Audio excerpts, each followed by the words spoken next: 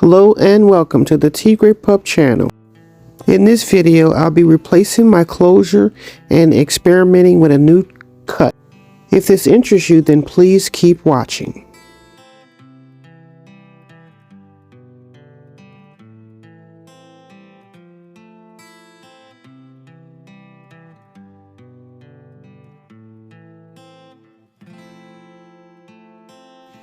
Okay, so in this video, I'm going to show you what my inspiration was for creating this look.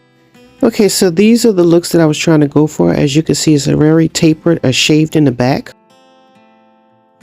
And that was in opposition of these looks where it's kind of like just graduated. Okay, right here I'm just showing you what we're starting off with. As you can see, it's a graduated bob, but it doesn't look like it. It looks very blunt, one lip bob in my opinion. So I decided to change that up and see if I could make it a little bit more so what I'm looking for, if that makes any sense, because the texture of this hair is silky. It's nothing like my fuller textured hair, which makes it it lays more flat. So I wanted to try to correct that and give it more oomph, because I wanted a graduated look at it. Apparently I'm not getting it with this this cut on this texture of hair. So that's what I'm going to work on in this video.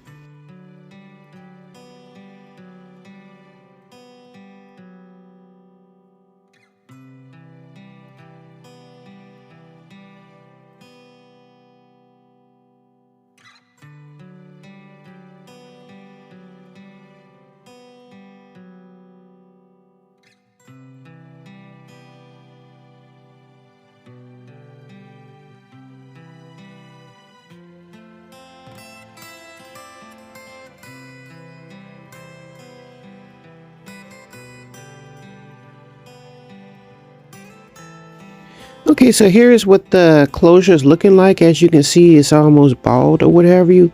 So just giving you a close-up so you can take a look at that. As you can see here, there's barely anything left as far as like a hairline. So I decided to replace this closure. Okay, so when I was out of town, I decided to go ahead and purchase this from a beauty supply store. And I paid what, $80 or something like that, thinking this was a 10-inch closure because I figured it was a graduated bob. I didn't need much length, but as you can see here, this closure looks very much like trash. It's very thin, and look at those ends. This is a good, what, 3 inches, if in that, like more like 2 inches. It'd be great for a short haircut, but for the length that I needed, it wasn't working. So right here I'm just showing you me bleaching the knots. Well, getting the bleach ready so that I could bleach the knots. And I'm just going to show you that process. So just sit back and take a look and see what's going on.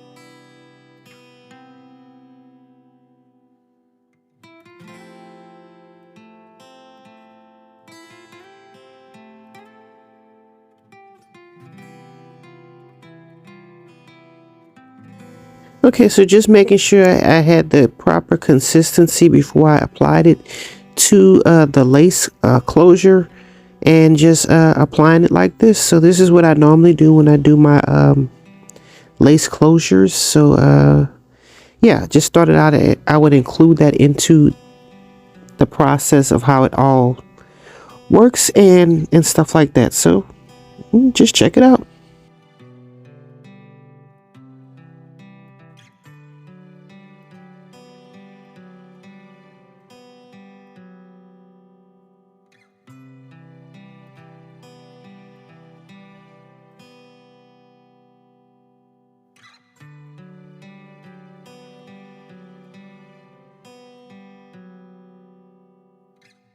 Okay, so right here I'm just giving you a close-up. As you can see, I have my lace bleached and not my roots, so I shouldn't have any hot roots, and I'm just going to apply my foil so it doesn't dry out and it continues to process. So here's a reminder what the hair is looking like before we began.